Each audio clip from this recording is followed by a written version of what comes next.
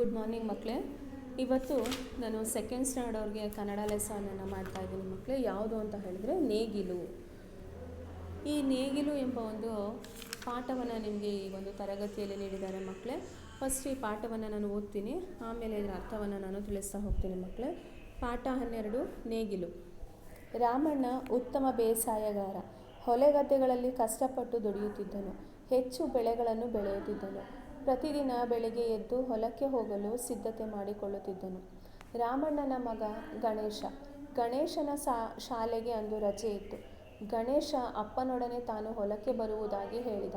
ರಾಮಣ್ಣ ಕರೆದುಕೊಂಡು ಹೋಗಲು ಒಪ್ಪಿದನು. ಉಳುಮೆಗೆ ಬೇಕಾದ ಸಲಕರಣೆಗಳನ್ನು ಎತ್ತಿನ ಗಾಡಿಯಲ್ಲಿ ಹಾಕಿಕೊಂಡರು.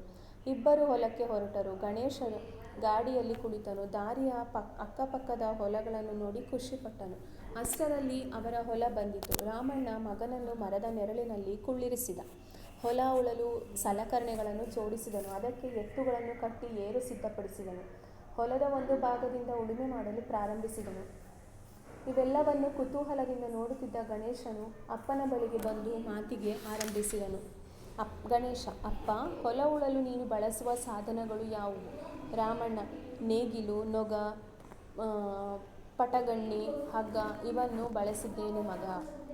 ಗಣೇಶ: ಅಪ್ಪ, ಇವುಗಳಲ್ಲೆಲ್ಲ ನೇಗಿಲು ಯಾವುದು? ಇದರ ಉಪಯೋಗ ಏನು? ರಾಮಣ್ಣ ನೇಗಿಲನ್ನು ತೋರಿಸುತ್ತಾ: ಇದು ನೇಗಿಲು ಹೊಲಗದ್ದೆಯನ್ನು ಉಳಲು ಬಳಸುವ ಸಾಧನ. ಬೇಸಾಯಕ್ಕೆ ನೇಗಿಲು ಬೇಕೇ ಬೇಕು. ಇದನ್ನು ಬಹಳ ಹಿಂದಿನ ಕಾಲದಿಂದಲೂ ಬಳಸುತ್ತಿದ್ದಾರೆ. ಗಣೇಶ: ಅಪ್ಪ, ನೇಗಿಲನ್ನು ಯಾವುದರಿಂದ ಮಾಡಿರುತ್ತಾರೆ? ರಾಮಣ್ಣ: ಮರ ಮತ್ತು ಕಬ್ಬಿಣದಿಂದ ಮಾಡುತ್ತಾರೆ. ಹೊಲವನ್ನು ಉಳುವ ಭಾಗದಲ್ಲಿ ನೇಗಿಲಿನ ಬಾಯಿಗೆ ತೊಡಸಿದ ಕಬ್ಬಿಣದ ಪಟ್ಟಿ ಇರುತ್ತದೆ. ಇದನ್ನು ಕುಳ ಎನ್ನುತ್ತಾರೆ. ಕೈಯಿಂದ ಹಿಡಿಯುವ ನೇಗಿಲಿನ ಭಾಗವನ್ನು ಮೇಣಿ ಎನ್ನುವರು. ಗಣೇಶ: ಅಪ್ಪ, 2 ಎತ್ತುಗಳ ಹೆಗಲನ್ನು ಸೇರಿಸಿ ಹಾಕಿದೆಯಲ್ಲ, ಅದು ಏನು? ರಾಮಣ್ಣ: ಇದು ನೊಗ. ನೇಗಿಲು ಮತ್ತು ಎತ್ತುಗಳಿಗೆ ಸಂಪರ್ಕ ಕೊಡುವ ಸಾಧನವೇ ನೊಗ. ಇದು ಜಾರಿ ಬೀಳದಂತೆ ಪಟ್ಟಗಣಿಯಿಂದ ಎತ್ತಿನ ಕೊರಳಿಗೆ ಕಟ್ಟಲಾಗಿದೆ. ಗಣೇಶ: ಉಳುಮೆ ಮಾಡಲು ಎಲ್ಲ ಕಡೆ ಎತ್ತುಗಳನ್ನೇ ಬಳಸುವರೇ? ರಾಮಣ್ಣ: ಇಲ್ಲ ಗಣೇಶ, ಕೆಲವು ಕಡೆ ಕೋಣಗಳನ್ನು ಬಳಸುತ್ತಾರೆ, ಮತ್ತೆ ಕೆಲವು ಕಡೆ ಹಸುಗಳನ್ನು ಬಳಸುತ್ತಾರೆ. ಗಣೇಶ: ನೇಗಿಲಿನಿಂದ ಉಳುವುದರಿಂದ ಏನು ಪ್ರಯೋಜನ? ರಾಮಣ್ಣ: ಉಳುಮೆಗೆ ನೇಗಿಲನ್ನು ಬಳಸುವುದರಿಂದ ಹೊಲಗದ್ದೆಗಳ ಮಣ್ಣನ್ನು ಸೀಳುತ್ತದೆ. ನೆಲದ ಆಳಕ್ಕೆ ಗಾಳಿ, ನೀರು, ಬೆಳಕು ಸರಾಗವಾಗಿ ಪ್ರವೇಶಿಸುತ್ತದೆ. ಇದರಿಂದ ಬಿತ್ತನೆ ಮಾಡಿದ ಧಾನ್ಯಗಳನ್ನು ಚೆನ್ನಾಗಿ ಮೊಳೆತು ಬೇರು ಬಿಟ್ಟು ಬೆಳೆಯಲು ಅನುಕೂಲವಾಗುತ್ತದೆ. ಉತ್ತಮ ಬೆಳೆ ಬರುತ್ತದೆ. ಆದುದರಿಂದ ನೇಗಿಲಿನ ಬಗ್ಗೆ ನಮ್ಮ ಗ್ರಾಮೀಣ ಜನರಲ್ಲಿ ಪೂಜ್ಯ ಭಾವನೆ ಇದೆ ಮಗು. ರಾಷ್ಟ್ರಕವಿ ಕುವೆಂಪು ಅವರು ನೇಗಿಲ ಯೋಗಿಯ ಬಗ್ಗೆಯೇ ನಮ್ಮ ಒಂದು ಪದ್ಯ ಬರೆದಿದ್ದಾರೆ. ಗಣೇಶ: ಅಪ್ಪ, ಆ ಹಾಡನ್ನು ನಮ್ಮ ಶಾಲೆಯ ಸಮಾರಂಭಗಳಲ್ಲಿ ಆಗಾಗ ಹಾಡಿಸುತ್ತಾರೆ. ರಾಮಣ್ಣ: ಹಾಡು ನೋಡೋಣ. ಗಣೇಶ: ನೇಗಿಲ ಹಿಡಿದ ಹೊಲದಳು ಹಾಡುತ್ತ ಉಳುವ ಯೋಗಿಯ ನೋಡಲ್ಲಿ, ಫಲವನ್ನು ಬಯಸದ ಸೇವೆಯ ಪೂಜೆಯು ಕರ್ಮವೇ ಇಹ ಪರ ಸಾಧನವು. ಗಣೇಶನ ಹಾಡನ್ನು ಕೇಳಿ ತಂದೆಯು ಸಂತೋಷಪಟ್ಟನು. ನೋಡಿ ಮಕ್ಕಳೇ, ಇಲ್ಲಿ ಒಂದಿನ ರಾಮಣ್ಣ ಉತ್ತಮವಾದಂತಹ ಒಬ್ಬ ಬೇಸಾಯಗಾರ ಆಗಿರ್ತಾನೆ, ವ್ಯವಸಾಯ ಮಾಡುವಂತಹ ವ್ಯಕ್ತಿಯಾಗಿರ್ತಾನೆ. ಅವನು ಹೊಲಗದ್ದೆಗಳಲ್ಲಿ ಬಹಳ ಕಷ್ಟಪಟ್ಟು ದುಡಿಮೆಯನ್ನು ಮಾಡ್ತಾ ಇರ್ತಾನೆ. ದುಡಿಮೆಯನ್ನು ಮಾಡಿ ಅವನು ಏನು ಮಾಡ್ತಾ ಇರ್ತಾನೆ, ಹೆಚ್ಚು ಬೆಳೆಗಳನ್ನು, ಫಸಲುಗಳನ್ನು ಏನು ಮಾಡ್ತಾ ಇರ್ತಾನೆ, ಬೆಳೀತಾ ಇರ್ತಾನೆ. ಪ್ರತಿದಿನ ಅವನು ಬೆಳಿಗ್ಗೆ ಎದ್ದ ಕೂಡಲೇ ಅವನು ಎಲ್ಲಿಗೆ ಹೋಗ್ತಾ ಇರ್ತಾನೆ ಅಂತ ಹೇಳಿದ್ರೆ, ನೀವು ಯಾವ ರೀತಿಯಾಗಿ ಶಾಲಾ ಕಾಲೇಜುಗಳಿಗೆ ವಿದ್ಯಾಭ್ಯಾಸವನ್ನು ಕಲೀಲಿಕ್ಕೆ ಬರ್ತಿರೋ, ನಿಮ್ಮ ತಂದೆ ತಾಯಿ ಆಫೀಸ್ಗೆ ಹೋಗ್ತಾರೋ, ಹಾಗೆ ಇವರು ಕೂಡ ಏನು ಮಾಡ್ತಾಯಿದ್ರು, ರಾಮಣ್ಣ ಅನ್ನೋರು ಪ್ರತಿದಿನ ಎದ್ದು ಹೊಲಕ್ಕೆ ಅವರು ಯಾವ ರೀತಿಯಾದಂತಹ ಸಿದ್ಧತೆಗಳು ಬೇಕು ಅದನ್ನು ಮಾಡಿಕೊಂಡು ಹೊರಡ್ತಾ ಇದ್ರು. ಸಿದ್ಧತೆ ಅಂತ ಹೇಳಿದ್ರೆ ಮಕ್ಕಳೇ, ತಯಾರಿಯನ್ನು ಮಾಡಿಕೊಂಡು ಅವರು ಹೋಗ್ತಾಯಿದ್ರು. ನೀವಾದರೆ ಯೂನಿಫಾರ್ಮ್ ಹಾಕ್ಕೊಂಡು, ಲಂಚ್ ಬ್ಯಾಗ್ ತೊಗೊಂಡು, ಸ್ಕೂಲ್ ಬ್ಯಾಗ್ ಎಲ್ಲ ತೊಗೊಂಡು ಏನು ಮಾಡ್ತೀರಾ, ಶಾಲೆಗೆ ಸಿದ್ಧವಾಗಿ ತಯಾರಾಗಿ ಬರ್ತೀರಾ ಅಲ್ವಾ? ಹಾಗೆ ಇವರು ಕೂಡ ವ್ಯವಸಾಯ ಮಾಡಲಿಕ್ಕೆ ಏನೇನು ಬೇಕು ವಸ್ತುಗಳು, ಅದನ್ನೆಲ್ಲ ಏನು ಮಾಡ್ತಾಯಿದ್ರು, ತಯಾರನ್ನು ಮಾಡ್ಕೊಳ್ತಾಯಿದ್ರು. ಹೀಗೆ ರಾಮಣ್ಣನ ಮಗ ಯಾರಾಗಿರ್ತಾರೆ ಅಂತ ಹೇಳಿದ್ರೆ ಗಣೇಶ ಆಗಿರ್ತಾನೆ. ಆ ಗಣೇಶನಿಗೆ ಆ ದಿನ ರಜಾ ಇರುತ್ತೆ ಶಾಲೆಗೆ. ಆಗ ಏನು ಮಾಡ್ತಾನೆ ಅಂತ ಹೇಳಿದ್ರೆ, ಗಣೇಶ ತನ್ನ ಅಪ್ಪನ ಜೊತೆ ಹೊಲಕ್ಕೆ ಹೋಗಬೇಕು ಅಂತ ಒಂದು ನಿರ್ಧಾರವನ್ನು ಮಾಡಿರ್ತಾನೆ. ಅಂತಹ ಸಂದರ್ಭದಲ್ಲಿ ಅವನು ರಾಮಣ್ಣನಿಗೆ ಕೇಳ್ತಾನೆ, ಅಪ್ಪ, ನಾನು ಇವತ್ತು ನಿಮ್ಮ ಜೊತೆ ಹೊಲಕ್ಕೆ ಬರಬೇಕು ಅಂತ ನಾನು ನಿರ್ಧಾರ ಮಾಡಿದ್ದೀನಿ, ಆಸೆ ಪಡ್ತಾ ಇದ್ದೀನಿ, ನನ್ನನ್ನು ಕರ್ಕೊಂಡು ಹೋಗ್ತೀರೋ, ಇವತ್ತು ಶಾಲೆಗೆ ರಜಾ ಇದೆ ಅಂತ ಹೇಳ್ತಾನೆ. ಆಗ ರಾಮಣ್ಣ ಅವ್ರು ಹೇಳ್ತಾರೆ, ಆಯಿತು ಬಾ, ನಾನು ನಿನ್ನ ಹೊಲ ಗದ್ದೆಗೆ ಕರ್ಕೊಂಡು ಹೋಗ್ತೀನಿ ಬಾ ಅಂತ ಹೇಳ್ಬಿಟ್ಟು ಏನು ಮಾಡ್ತಾರೆ, ಉಳುಮೆಗೆ ಬೇಕಾದಂತಹ ಸಲಕರಣೆಗಳನ್ನು ಎತ್ಕೊಂಡು ತನ್ನ ಒಂದು ಎತ್ತಿನ ಗಾಡಿಯಲ್ಲಿ ಹಾಕ್ಕೊಂಡು ಅಪ್ಪ ಮಗ ಆ ಸಲಕರಣೆಗಳನ್ನು ಹಾಕ್ಕೊಂಡು ಹೋಗ್ತಾರೆ. ಎಲ್ಲಿಗೆ ಬರ್ತಾರೆ ಮಕ್ಕಳೇ? ಹೊಲಕ್ಕೆ ಬರ್ತಾರೆ. ಗಣೇಶ ಗಾಡಿಯಲ್ಲಿ ಕುಳಿತನು, ದಾರಿಯ ಅಕ್ಕಪಕ್ಕದ ಹೊಲಗಳನ್ನು ನೋಡಿ ಖುಷಿಪಟ್ಟನು. ಹೀಗೆ ಅವರು ಹೊಲಕ್ಕೆ ಪ್ರಯಾಣವನ್ನು ಬೆಳೆಸ್ತಾ ಇರ್ತಾರೆ. ಪ್ರಯಾಣವನ್ನು ಮಾಡ್ತಾ ಇದ್ದಂಥ ಸಂದರ್ಭದಲ್ಲಿ ಗಣೇಶ ಏನು ಮಾಡ್ತಾನೆ ಅಂತ ಹೇಳಿದ್ರೆ, ತನ್ನ ಸುತ್ತಮುತ್ತ ಒಂದು ಸೌಂದರ್ಯವನ್ನು ನೋಡ್ತಾ ಇರ್ತಾನೆ. ಆ ಸುತ್ತಮುತ್ತ ತಿರುಗಿ ನೋಡ್ತಾ ಇದ್ದಂತಹ ಸಂದರ್ಭದಲ್ಲಿ ಅಕ್ಕಪಕ್ಕದಲ್ಲಿ ಅವನು ಏನು ನೋಡ್ತಾನೆ, ಒಂದು ಹೊಲಗಳನ್ನು ನೋಡಿ ಅವನು ತುಂಬ ಖುಷಿ ಪಡ್ತಾನೆ. ಯಾಕೆ? ಅದು ಹಚ್ಚ ಹಸಿರಿನಿಂದ ಏನು ಮಾಡಿರುತ್ತೆ, ಬೆಳೆದು ಅದು ನಿಂತಿರುತ್ತೆ ಬೆಳೆಗಳು. ಅದನ್ನು ನೋಡಿ ಅವನಿಗೆ ತುಂಬ ಖುಷಿ ಆಗುತ್ತೆ. ಅಷ್ಟರಲ್ಲಿ ಅವರ ಹೊಲ ಬಂದಿತು. ಹೀಗೆ ಹೋಗ್ತಾ ಇದ್ದಂತಹ ಸಂದರ್ಭದಲ್ಲಿ ಅವರ ಒಂದು ಹೊಲ ಏನು ಮಾಡ್ತು, ಸಿಕ್ತು. ಆಗ ರಾಮಣ್ಣ ಮಗನನ್ನು ಮರದ ನೆರಳಿನಲ್ಲಿ ಏನು ಮಾಡ್ತಾನೆ, ನೀನು ಇಲ್ಲಿ ಕೂತ್ಕೋಪ್ಪ ಅಂತ ಹೇಳ್ಬಿಟ್ಟು ಆ ಮಗನನ್ನು ಅಲ್ಲಿ ಕೂರಿಸ್ತಾನೆ. ಜೊತೆಗೆ ಅವನು ತಗೊಬಂದಿದ್ದಂತಹ ಹೊಲ ಗದ್ದೆಗಳಿಗೆ ಬೇಕಾದಂತಹ ಸಲಕರಣೆಗಳನ್ನು ಅವನೇನು ಮಾಡ್ಕೊತಾನೆ, ಎತ್ಕೊಂಡು ಜೋಡಿಸ್ಕೊತಾನೆ. ಅದಕ್ಕೆ ಎತ್ತುಗಳನ್ನು ಕಟ್ಟಿ ಏರು ಸಿದ್ಧಪಡಿಸಿದನು. ಆ ಒಂದು ಸಲಕರಣೆಗಳನ್ನೆಲ್ಲ ಸಿದ್ಧ ಮಾಡಿಕೊಂಡು ತಾನು ಕರ್ಕೊಬಂದಿದ್ದಂತಹ ಎತ್ತುಗಳನ್ನು ಅಲ್ಲಿಗೆ ಬಿಚ್ಚಿ ಅವನು ಸಿದ್ಧಪಡಿಸಿದಂತಹ ಒಂದು ಸಲಕರಣೆಗಳಿಗೆ ಜೋಡಿಸ್ತಾನೆ. ಹೊಲದ ಒಂದು ಭಾಗದಿಂದ ಉಳುಮೆ ಮಾಡಲು ಪ್ರಾರಂಭಿಸಿದನು. ಹೀಗೆ ಅವ್ರೇನು ಮಾಡಿದ್ರು, ಆ ಒಂದು ಕಡೆಯಿಂದ ಅವರು ಆ ಒಂದು ಎತ್ತುಗಳ ಸಹಾಯದಿಂದ ಆ ಒಂದು ಸಲಕರಣೆಗಳಿಂದ ಏನು ಮಾಡಿದ್ರು, ಉಳುಮೆ ಮಾಡಲಿಕ್ಕೆ ಪ್ರಾರಂಭ ಮಾಡ್ತಾರೆ. ಇದನ್ನೆಲ್ಲ ಅವನು ಏನು ಮಾಡ್ದ, ಆ ಮರದ ನೆರಳಿನಲ್ಲೇ ಕೂತ್ಕೊಂಡು ಬಹಳ ಕುತೂಹಲದಿಂದ ಗಮನಿಸ್ತಾ ಇರ್ತಾನೆ.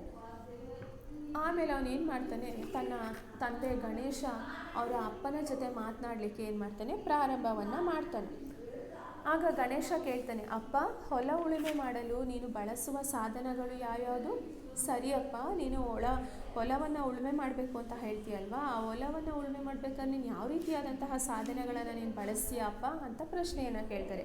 ಆಗ ರಾಮಣ್ಣ ಹೇಳ್ತಾನೆ, ನೋಡು ಮಗನೇ, ನಾನು ಹೊಲವನ್ನು ಉಳುಮೆ ಮಾಡಬೇಕಾದ್ರೆ ನೇಗಿಲನ್ನು ನಾನು ಬಳಸ್ತೀನಿ, ಮತ್ತು ನೊಗವನ್ನು ಬಳಸ್ತೀನಿ, ಮತ್ತು ಪಟಗಣ್ಣಿ, ಹಗ್ಗ, ಇದನ್ನು ನಾನು ಬಳಸ್ತೀನಿ ಮಗನೇ ಅಂತ ಏನು ಮಾಡ್ತಾರೆ, ರಾಮಣ್ಣ ಆ ಮಗುವಿಗೆ ಹೇಳ್ತಾರೆ. ಆಗ ಗಣೇಶ ಹೇಳ್ತಾನೆ, ಅಪ್ಪ, ಇವುಗಳಲ್ಲಿ ನೇಗಿಲು ಯಾವುದು? ಇದರ ಉಪಯೋಗ ಏನು? ಅಪ್ಪ, ಹೌದಾ, ಇಷ್ಟುಗಳ ವಸ್ತುಗಳನ್ನು ನೀನು ಸಲಕರಣೆಗಳನ್ನು ಬಳಸ್ತೀಯಾ? ಹಾಗಾದರೆ ಇದರಲ್ಲಿ ನೇಗಿಲು ಅಂತ ಹೇಳ್ತಾರಲ್ಲ, ಇಷ್ಟರಲ್ಲಿ ಯಾವುದು ಅಪ್ಪ ನೇಗಿಲು ಅಂತ ಕೇಳ್ತಾನೆ. ಅದಕ್ಕೆ ರಾಮಣ್ಣ ಹೇಳ್ತಾನೆ, ಆ ನೇಗಿಲನ್ನು ತೋರಿಸ್ಬಿಟ್ಟು ಇದು ನೇಗಿಲು ಮಗನೇ ಅಂತ ಹೇಳ್ತಾರೆ. ಹೊಲಗದ್ದೆಯನ್ನು ಉಳಲು ಬಳಸುವ ಸಾಧನ. ಇದನ್ನು ಹೊಲಗದ್ದೆಯನ್ನು ಉಳುಮೆ ಮಾಡಬೇಕು ಅಂತ ಹೇಳಿದ್ರೆ ಈ ಉಪಕರಣ ಬಹಳ ಮುಖ್ಯ ಮಗನೇ ಅಂತ ಹೇಳ್ತಾರೆ. ಬೇಸಾಯಕ್ಕೆ ನೇಗಿಲು ಬೇಕೇ ಬೇಕು. ಇದನ್ನು ಬಹಳ ಹಿಂದಿನ ಕಾಲದಿಂದಲೂ ಬಳಸುತ್ತಿದ್ದಾರೆ. ಇದು ವ್ಯವಸಾಯ ಮಾಡಲಿಕ್ಕೆ ಇದು ಬಹಳ ಮುಖ್ಯವಾದಂಥ ಉಪಕರಣ. ಇದನ್ನು ಪ್ರಾಚೀನ ಕಾಲದಿಂದಲೂ ಕೂಡ ಈ ಒಂದು ಸಾಧನವನ್ನು ಬಳಸ್ತಾ ಇದ್ದಾರೆ. ಮಕ್ಕಳೇ, ನಿನಗೆ ಯಾವ ರೀತಿಯಾಗಿ ವಿದ್ಯಾಭ್ಯಾಸಕ್ಕೆ ಪುಸ್ತಕ ಇಂಪಾರ್ಟೆಂಟೋ ಹಾಗೆ ಈ ಒಂದು ವ್ಯವಸಾಯಕ್ಕೆ ಈ ನೇಗಿಲು ಬಹಳ ಮುಖ್ಯವಾದದ್ದು ಮಗನೇ ಅಂತ ಹೇಳ್ತಾರೆ ರಾಮಣ್ಣ. ಆಗ ಗಣೇಶ ಹೇಳ್ತಾನೆ, ಅಪ್ಪ, ನೇಗಿಲನ್ನು ಯಾವುದರಿಂದ ಮಾಡಿರುತ್ತಾರೆ? ಆಗ ಹೇಳ್ತಾರೆ, ಅಪ್ಪ, ಸರಿಯಪ್ಪ, ಈ ನೇಗಿಲು ಅಂತ ಹೇಳಿದ್ರಲ್ಲ, ಈ ನೇಗಿಲನ್ನು ಯಾವುದರಿಂದ ಮಾಡಿರ್ತಾರಪ್ಪ ಅಂತ ಪ್ರಶ್ನೆಯನ್ನು ಕೇಳ್ತಾರೆ. ಆಗ ರಾಮಣ್ಣ ಹೇಳ್ತಾರೆ, ಈ ಒಂದು ನೇಗಿಲನ್ನು ಮಗನೇ ಮರ ಮತ್ತು ಕಬ್ಬಿಣದ ಸಹಾಯದಿಂದ ಏನು ಮಾಡಿರ್ತಾರೆ. ಹಾಗೆ ಇದನ್ನು ಹೊಲವನ್ನು ಉಳುವ ಭಾಗದಲ್ಲಿ ನೇಗಿಲ ಬಾಯಿಗೆ ಇದನ್ನು ಏನು ಮಾಡಿರ್ತಾರೆ, ಒಂದು ಕಬ್ಬಿಣದ ಒಂದು ಪಟ್ಟಿಯನ್ನು ಅಲ್ಲಿ ಹಾಕಿ ಟೈಟಾಗಿ ಫಿಕ್ಸ್ ಮಾಡಿರ್ತಾರೆ. ಇದನ್ನು ನಾವು ಕುಳ ಅಂತ ಹೇಳ್ತೀವಿ ಅಂತ ಏನು ಮಾಡ್ತಾರೆ, ಹೇಳ್ತಾರೆ. ಕೈಯಿಂದ ಹಿಡಿಯುವ ನೇಗಿಲಿನ ಭಾಗವನ್ನು ಮೇಣಿ ಎನ್ನುವರು. ಹಾಗೆ ಆ ಕೈಯಲ್ಲಿಟ್ಕೊಂಡು ಮುಂದೆ ಮೂವ್ ಆಗಲಿಕ್ಕೆ ಒಂದು ಸಹಾಯವನ್ನು ನೀಡುತ್ತಲ್ಲ, ಅದನ್ನು ಮೇಣಿ ಅಂತ ನಾವು ಹೇಳ್ತೀವಿ ಅಂತ ಹೇಳ್ತಾರೆ. ಗಣೇಶ, ಅಪ್ಪ, 2 ಎತ್ತುಗಳ ಹೆಗಲನ್ನು ಸೇರಿಸಿ ಹಾಕಿದ್ದೀಯಲ್ಲ, ಅದು ಏನು? ಸರಿ. ಅಪ್ಪ, ಇನ್ನೊಂದು ಅಲ್ಲಿ ಮುಂದುಗಡೆ ಎತ್ತುಗಳನ್ನ ಸೇರಿಸ್ಕೊಂಡು ಎರಡು ಎತ್ತುಗಳು ಜಾಯಿನ್ ಮಾಡಿ ಹಾಕಿದ್ದೀರಲ್ಲ, ಆ ಸಾಧನೆ ಏನು ಅದು ಅಂತ ಕೇಳ್ತಾನೆ. ಆಗ ರಾಮಣ್ಣ ಹೇಳ್ತಾರೆ, ಇದು ನೊಗ. ಇದನ್ನು ನೊಗ ಅಂತ ಹೇಳ್ತೀವಪ್ಪ. ಇದು ನೇಗಿಲು ಮತ್ತು ಎತ್ತುಗಳಿಗೆ ಇದು ಸಂಪರ್ಕವನ್ನು ಇದು ಕೊಡುವಂತಹ ಒಂದು ಉಪಕರಣ ಆಗಿದೆ. ಆದ್ದರಿಂದ ಇದನ್ನು ನಾವು ನೊಗ ಅಂತ ಹೇಳ್ತೀವಿ. ಇದು ಎಲ್ಲೂ ಕೂಡ ಜಾರಿ ಬೀಳದಂತೆ ಬಿದ್ದು ಹೋಗಬಾರ್ದು ಅಂತ ಹೇಳ್ಬಿಟ್ಟು ಆ ಒಂದು ಎತ್ತಿನ ಕೊರಳಿಗೆ ಇದನ್ನು ಏನು ಮಾಡಿದ್ದಾರೆ, ಪಟಗಣ್ಣಿಯಿಂದ ಇದನ್ನು ಕಟ್ಟಿರ್ತಾರೆ, ಅದರ ಒಂದು ಕತ್ತಿನ ಭಾಗಕ್ಕೆ ಅಂತ ಹೇಳ್ತಾರೆ. ಆಗ ಗಣೇಶ ಹೇಳ್ತಾನೆ, ಉಳುಮೆ ಮಾಡಲು ಎಲ್ಲ ಕಡೆ ಎತ್ತುಗಳನ್ನೇ ಬಳಸುವರೆ? ಆಗ ಮತ್ತೆ ಪ್ರಶ್ನೆಯನ್ನು ಕೇಳ್ತಾನೆ ಗಣೇಶ, ಸರಿಯಪ್ಪ, ಈ ರೀತಿ ಉಳುಮೆ ಮಾಡಬೇಕು ಅಂತ ಹೇಳಿದ್ರೆ ಹೊಲ ಗದ್ದೆಗಳಲ್ಲಿ ಎಲ್ಲರೂ ಎತ್ತನ್ನೇ ಬಳಸಿರ್ತಾರ ಅಪ್ಪ ಅಂತ ಪ್ರಶ್ನೆಯನ್ನು ಕೇಳ್ತಾರೆ.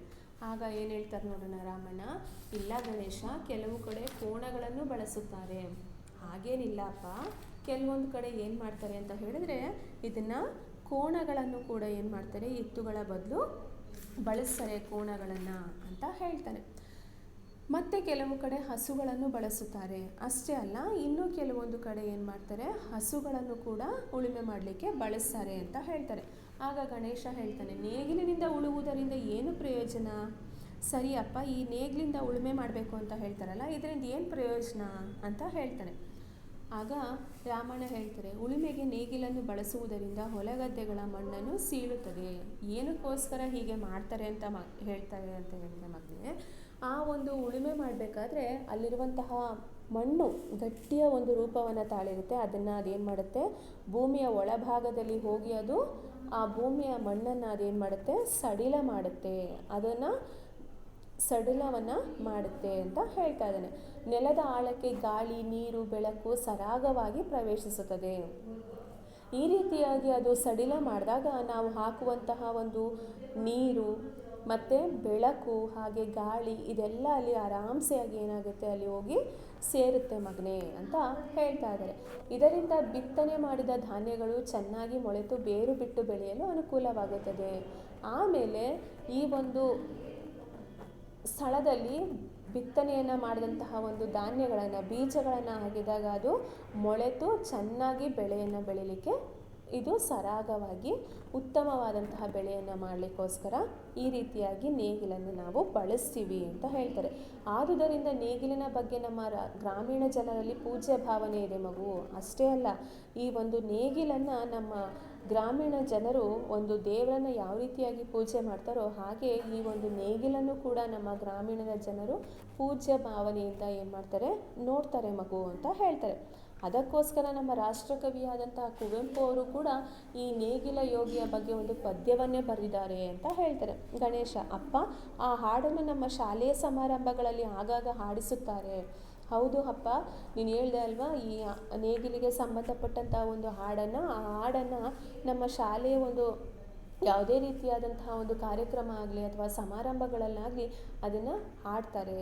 ಸರಿ, ಹಾಗಾದರೆ ಮಗನೇ, ಈ ಹಾಡು ಹೇಳಿದ್ದಾರೆ ಅಲ್ವಾ, ನಿನಗೆ ಗೊತ್ತಿದೆ ಅಲ್ವಾ, ಆ ಹಾಡನ್ನು ಹೇಳು ಮಗನೇ ಅಂತ ರಾಮಣ್ಣ ಏನು ಮಾಡ್ತಾರೆ, ಆಗ ಹೇಳಿಸ್ತಾರೆ. ಆಗ ಗಣೇಶ ಹೇಳ್ತಾನೆ, ನೇಗಿಲ ಹಿಡಿದ ಹೊಲದಳು ಹಾಡುತ್ತಾ ಉಳುವ ಯೋಗಿಯ ನೋಡಲಿ, ಫಲವನ್ನು ಬಯಸದ ಸೇವೆಯ ಪೂಜೆಯು ಕರ್ಮವೇ ಇಹಪರ ಸಾಧನವು.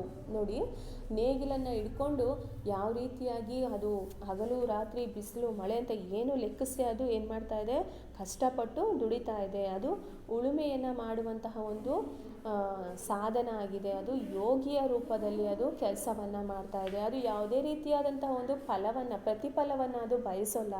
ಇದ್ರನ್ನ ನಾವು ಜನರು ಏನು ಮಾಡ್ತಾರೆ, ಇದರಿಂದ ಸಾಧನವನ್ನಾಗಿ ಬಳಸ್ಕೊಂಡು ಅದನ್ನು ಪೂಜೆಯನ್ನು ಕೂಡ ಮಾಡ್ತಾರೆ. ಇದು ಒಂದು ಉತ್ತಮವಾದಂತಹ ಒಂದು ಸಾಧನ ಆಗಿದೆ ಅಂತ ಏನು ಮಾಡ್ತಾರೆ, ಇದರ ಒಂದು ಅರ್ಥವನ್ನು ಇಲ್ಲಿ ತಿಳಿಸ್ತಾರೆ.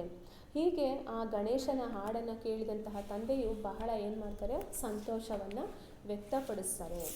ಇದೇ ರೀತಿಯಾಗಿ ಆ ಮಗು ಕೊನೆಯಲ್ಲಿ ಒಂದು ರೈತ ಯಾವ ರೀತಿಯಾಗಿ ಒಂದು ವ್ಯವಸಾಯ ಮಾಡಬೇಕಾದ್ರೆ ಯಾವ್ಯಾವ ರೀತಿಯಾದಂತಹ ಸಾಧನ ಉಪಕರಣಗಳನ್ನು ಬಳಸ್ತಾನೆ, ಹಾಗೆಯೇ ಅವನು ಯಾವ ರೀತಿಯಾಗಿ ಉತ್ತಮ ಬೆಳೆಯನ್ನು ಮಾಡಬೇಕಾದ್ರೆ ಅವನು ಯಾವ ರೀತಿಯಾಗಿ ಕೆಲಸವನ್ನು ಮಾಡ್ತಾನೆ ಅನ್ನೋದನ್ನು ಈ ಗಣೇಶ ತನ್ನ ಅಪ್ಪನ ಜೊತೆ ಹೋಗಿ ತಿಳ್ಕೊತಾನೆ. ಈ ಒಂದು ಪಾಠದಿಂದ ಕೂಡ ನಾವು ಕೆಲವೊಂದು ಸಾಧನ ಉಪಕರಣಗಳನ್ನು ನಾವು ತಿಳ್ಕೊತಾ ಇದ್ದೀವಿ ಮಕ್ಕಳೇ. ಹಾಗಾದರೆ ಮಕ್ಕಳೇ, ಈ ಒಂದು ತರಗತಿಯಲ್ಲಿ ನಾನು ಮಾಡಿದಂತಹ ಈ ಒಂದು ಪಾಠ ನಿಮಗೆ ಅರ್ಥ ಆಗಿದೆ ಅಂತ ನಾನು ತಿಳ್ಕೊತಾ ಇದ್ದೀನಿ ಮಕ್ಕಳೇ. ಮುಂದಿನ ತರಗತಿಯಲ್ಲಿ ನಾನು ನಿಮಗೆ ಬೇರೆ ಒಂದು ಪಾಠವನ್ನು ತಗೊಂಡು ನಾನು ನಿಮ್ಮನ್ನು ಭೇಟಿ ಆಗ್ತೀನಿ ಮಕ್ಕಳೇ. ಅಲ್ಲಿವರೆಗೂ ಈ ಪಾಠವನ್ನು ನೀವು ಚೆನ್ನಾಗಿ ಓದಿ ಅರ್ಥ ಮಾಡ್ಕೊಳ್ಳಿ ಅಂತ ಹೇಳ್ತಾ ಈ ಒಂದು ತರಗತಿಯನ್ನು ನಾನು ಇಲ್ಲಿಗೆ ಮುಗಿಸ್ತಾ ಇದ್ದೀನಿ ಮಕ್ಕಳೇ. ಧನ್ಯವಾದಗಳು.